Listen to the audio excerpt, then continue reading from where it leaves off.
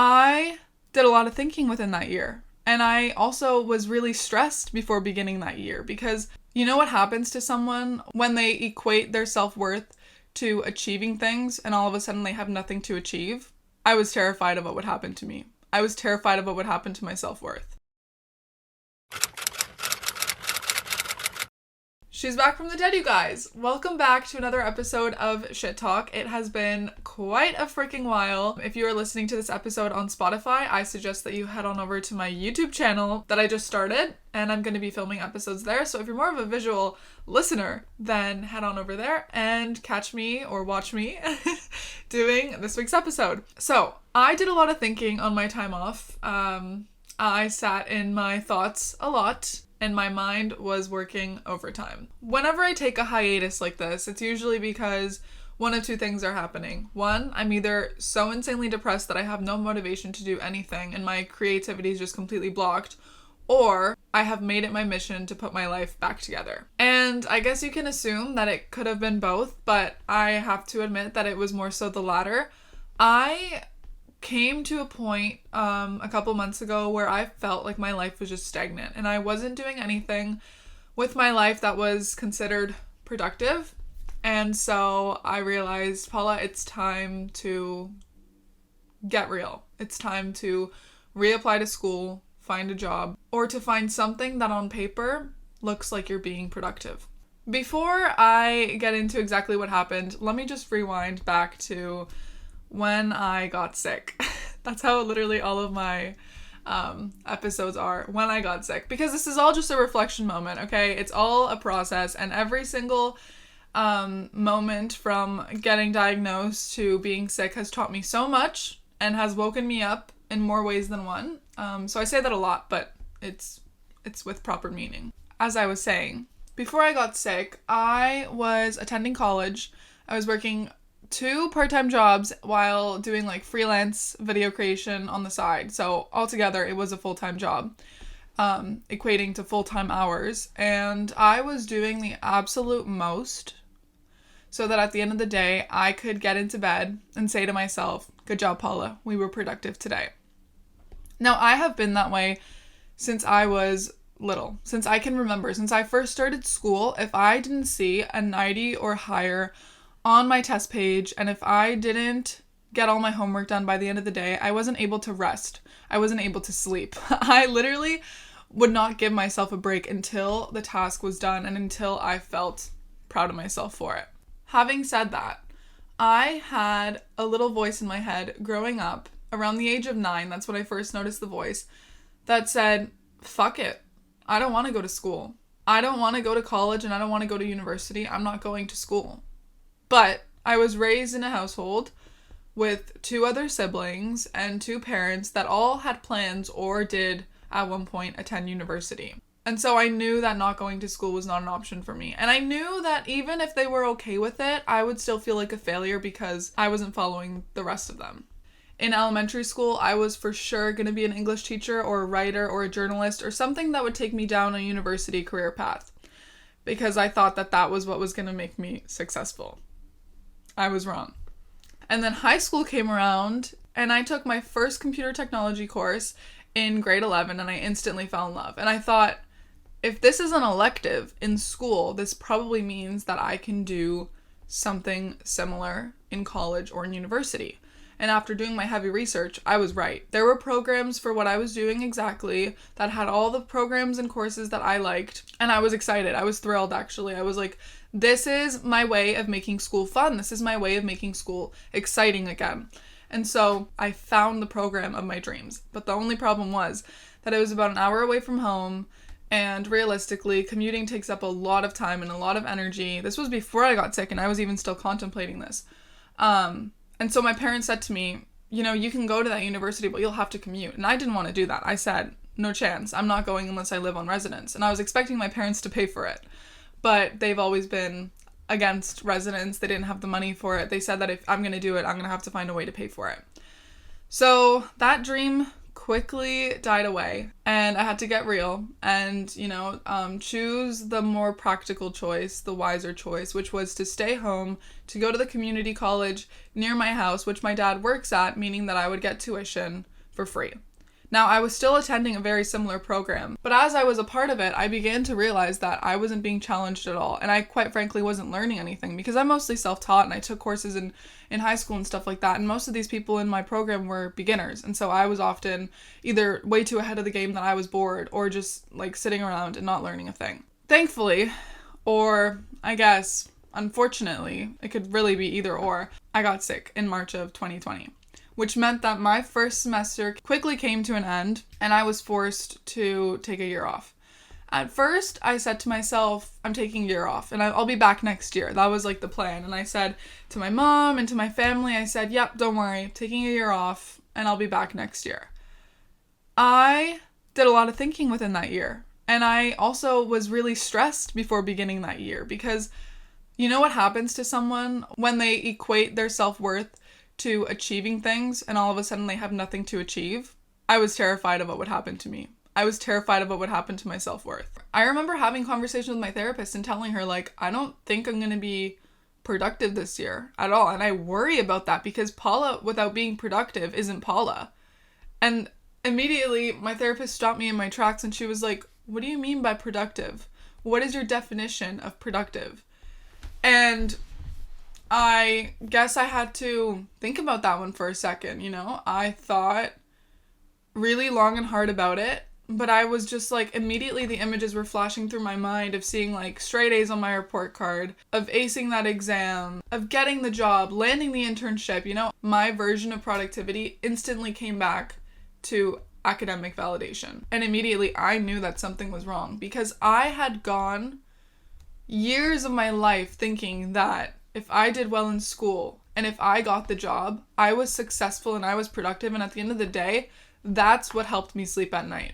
This was a big shock for me to realize and identify that this is what was going on, and even more of a shock to realize that I was going to have to change my definition of productivity, whether I liked it or not. I quickly had to learn that being productive sometimes meant getting out of bed and getting yourself a glass of water. Sometimes it meant taking your medication or going for a 5-minute walk to the mailbox and back. I had to learn to treat even the small wins as big wins so that I could alter my definition of productivity. Now, this wasn't an easy process. It definitely took some time and a big, big learning curve, and I shed a lot of tears being extremely hard on myself, and I still am. There are some days where I can't get out of bed. I'm just lying in bed and I'm extremely depressed and hard on myself because I feel like I'm not being productive enough. I talked about that a little bit in another episode, but that quickly had to change for me, and I quickly started to realize that lying in bed on those days where you simply cannot do more is the best form of productivity that you can exercise. In my time off, my only mission was to rest and recover. I vividly remember writing this in my notes app on my 2021 goals, being your mission this year is to learn how to do nothing and enjoy it. Because I remember that some of the hardest moments that I had were the moments where I realized that I was not going to school anymore and I was no longer working. And once again, it all came back to, what am I worth if I'm not doing anything? I was constantly telling my family and my friends, I was so upset over dropping out because I didn't want to lose my momentum. I said, listen, I'm on the treadmill right now and things are going so well and I already have so many brand partnerships and, my business is flourishing and this and that. And I was just constantly going back to everything that I had going for myself at the moment, that I wasn't even worried about how I was really doing. I had this mentality while I was going through high school that as long as I put in the work, as in studied more, and I showed up, as in to class, I would get straight A's and I would go to the college program of my dreams and I would end up getting the internship for Vox Media. That was literally my dream and that was my plan. Step by step, I followed it up until the moment that I graduated and enrolled in the program. That was me as an 18-year-old thinking, I'm invincible, nothing can touch me. As long as I'm working towards my goal, I will get there. Well, guess what, Paula? You got sick. Health got in the way. Health is what put my life to a complete stop. And in that moment, I looked around, left and right, behind me and in front of me, and I said, where do I go now? What do I do now? And like I said, it was hard for me to realize that my job was simply to do nothing. I remember crying. I remember saying, this is a setback. I'm not going to move anywhere. I'm not going anywhere in my life. I'm going to be sick forever, and I'm not going to be able to achieve the dreams that I had and the goals that I had and all that. I thought that if I got off the treadmill, that's where I would stay. But I was so wrong. I was so incredibly wrong, because in those moments where I sat in my bed and I woke up in the mornings and had the opportunity to decide, okay, Paula, what do you want to do with your day? I learned so much about myself. It was no longer, you have to get this assignment done, you have to get this test handed in, you have to get ready for this exam, and oh, on top of all that, you have this much work to do outside of school. It was now a matter of, Paula, do you want to go thrifting today? Do you want to read a book today? Do you want to, work on your crafts? I was all of a sudden back to how they handled us in pre-K, where they would give us, a list of activities to do that had nothing to do with them testing us, but instead it was us being in contact with ourselves. I thought that I would be doing nothing, but in reality, I've been doing everything and more. Not only did I let myself rest, I let myself recover mentally and physically. I let my creativity flow, and I learned so much about my dislikes and my likes and my interests and stuff that I really could care less about. I learned the value in life and how exciting life can be when you're not overworking yourself and pushing yourself past your breaking point. I learned how beautiful life could be if you're just lying on a beach with your family telling stories. All of that to say that 2020 me would have said, Paula, you're doing nothing. Why? Because I wouldn't have thought that I was working towards anything. But she was so wrong. I was working towards everything that I am today, and the version of myself that was being suppressed for so many years but has finally come to surface. All of that to say that my year off was probably the best thing that ever happened to me, because I changed opinions and plans and goals in regards to everything. I want to be free for the rest of my life. I want to be free for as long as I can be free, because that's the word that I would use when describing my time off. Free. I have never felt so liberated, so at peace. Barely any stress has been let into my life, and that's because I've been super selective about what I let in, which has overall been so much better for me in terms of my mental and physical health. Stress is one of the things that will flare me up in an instant. And I know that other people with chronic illnesses probably experience the same, because when the body is in stress, the body lights on fire as if you're pouring gasoline and dropping a match on top of it. When I was overworking myself and doing way too much at once, I remember literally calling my mom into my room one night because I was having a mental breakdown. I was at my mental break point. And within 2 weeks, I landed myself in the hospital. And that's when the beginning of the end started. That's when I got diagnosed. That's when I had 14 surgeries. My body was literally crying for help because I just wasn't giving it the time to do nothing and to rest. Now that I've had the time to do that 24/7, I still work, but I'm selective with what I do, and I'm selective with what causes me stress and stuff like that. Now, I do have to be honest with you guys, because like I said, it's a learning process. Everything is a learning process. As you go through life, you get to know yourself more and more. And while you're getting to know yourself, you sometimes have to ignore what other people think to protect your peace. I am still practicing that part, and I'm still sometimes bad at it. And I find myself struggling the most with the expectations that I had with myself years ago and the expectations that society has on me too. A part of me still thinks that I should go to school. The key word is should. Because if you ask me, Paula, do you want to go back to school? The answer is a no. I don't want to go back to school. I don't see myself ever going back to school. If I do go back to school, I don't see myself being happy and thriving. And so the little voice in my head in around November started to tell me, Paula, it's time to gear up. It's time to get moving. It's time to pack your bags and move along. And whenever I would think that, I could just picture myself moving out and going to school. Because I'm at that age, I'm 20, I missed the years 18 and 19 because I was sick, but around this time is when people usually start going to school and they start moving out of their parents' house and they finally become adults. And so that little voice in my head was telling me, you've rested for long enough, you've done nothing for long enough, it's time to get serious and, be productive. Again, that voice came back because it's always going to be there. It just takes practice to finally shut it up. So I thought about it long and hard, and I kept on telling myself internally, you don't have to go back to school. Nothing is forcing you to go back to school. You have the privilege of staying at home with your mom and your dad and your family, and you have a roof above your head, and you don't have to worry about bills and that kind of stuff. I am so lucky to not have to worry about that. And still, I thought that I should go to school and I should move out. No idea why. It just felt like something that I had to do. To be fair, every single time that I would go to the doctors or that I would see an old friend from school, everybody would ask me, oh, so what are you studying now? That's the question that everyone asks you around this age, right? And I would have to answer with, oh, I actually dropped out.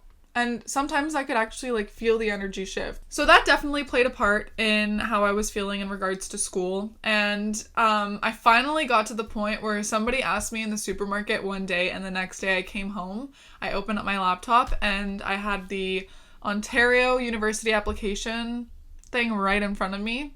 And I said, I'm doing this. I'm doing this just to prove to myself that I could if I wanted to. And I'm doing this just to give myself the satisfaction that I tried. Okay? And I said to myself, I'm going to leave it in the hands of the universe. And if I get in, then I get in and I'm going. And if I don't get in, then another year off. That was the plan. And it was not a very smart plan because 1, I never wanted to go. 2, I wasted the money applying. And 3, I never wanted to go. In my head, I just felt like I really had to. I knew that my intentions, my goals, and everything had just shifted entirely. And I did it just to get it over with. 2 weeks later, I get a notification from my school, and it's an acceptance letter. I didn't accept, and I haven't declined. It's literally just sitting there, open, in my inbox, waiting for a yes or no. And, I still don't know. Sometimes I'm going back and forth and I'm if I get a full ride and maybe if I get a good scholarship and maybe if I find the place of my dreams, I'm relying on all of these ifs to see if the universe wants me to go there. But it doesn't work out that way sometimes. I know deep down I don't want to go, and that should just be an easy, hard no for me. But again, I told you guys, this takes practice. It's a process. You're not just able to shut that voice off. It takes a while until you can. I learned a lot this year. I learned that my peace is priority, so is my healing. My health is above all. And let me just tell you guys right now that no job is worth sacrificing yourself for. There is no job that is worth the stress of working so hard that you send yourself into a ridiculous flare. Because I'll tell you right now, that company will replace you quicker than you think, and they'll replace you tomorrow, and they'll move on. So there's no point of you bending over backwards and exerting yourself and doing great lengths for this job that at the end of the day could put you in such a predicament that could sacrifice your well-being entirely. It's just not worth it. Your happiness is worth it. Your peace is worth it. Doing what makes you happy is worth it. And I understand that there are bills to pay and having a chronic illness is so ridiculously expensive. And, we have to keep on top of certain things. And money is money. At the end of the day, we all need it. But I can guarantee you also that you could go from the job you have today to another job and they would probably pay you enough so that you could still live and pay for all the things that you need to pay for. But you would be happy and at peace. I learned that the hard way. I learned that I didn't have to bend over backwards for a job that was literally minimum wage. Tell me why I was doing the most at Baskin Robbins. Working 12-hour shifts, running the entire store by myself at 15. When my bosses literally could care less who ran the store or how they did it. But I was working myself so hard to the point where I had to quit because I physically couldn't do it anymore. I don't know if you guys are up to date with my life, but my career plans have changed entirely. I'm now a health advocate, I'm a chronic illness advocate and a public speaker. That's what I do for a living now, and I make money doing it, which is absolutely amazing that I get to make money doing the thing that I love most. At the end of the day, I asked myself constantly, where do I feel like my purpose is being practiced to its full potential? And that's where I would go. I went where I felt that my soul was being fed and nourished and I'll tell you guys right now, if you go in that direction, in the direction that you're most passionate about, in the direction that you feel that you are meant to be, you will thrive in more ways than one. You'll be surprised at where you end up. I know that I talked a lot about my own personal experience in this episode, but that's because I think that a lot of the feelings that I experienced in the last couple months in my life or whatever are universal to many and are experienced by many, especially people in this chronic illness community. If I was to give myself advice as if I was my own friend, I would say to be gentle with myself because it'll all work out. Right now, it probably feels like a setback. It's not. It's a redirection. It doesn't mean that your life is on pause. It means that life is sending you another way, a way that you didn't know was even possible going, for you to explore and learn new things. And there is so much opportunity for growth and self-discovery and all those wonderful things if you go down that path. You just have to give yourself the grace while you do that because it's hard going into unknown territories. It's a little scary at first, but once you do, I can guarantee you that you'll be so glad that you did. I hope that you guys enjoyed this week's episode. Hopefully next week's episode will be put out in time, crossing my fingers and hoping to do it for you guys. As always, send me messages on Instagram privately or comment them on my TikTok about topics that you want me to cover because at the end of the day, I want to talk about things that you guys want to hear about. So be gentle with yourself. Give yourself the grace that you deserve. And if this week was a hard week, I hope that tomorrow's a little bit easier for you. I love you guys. Mwah.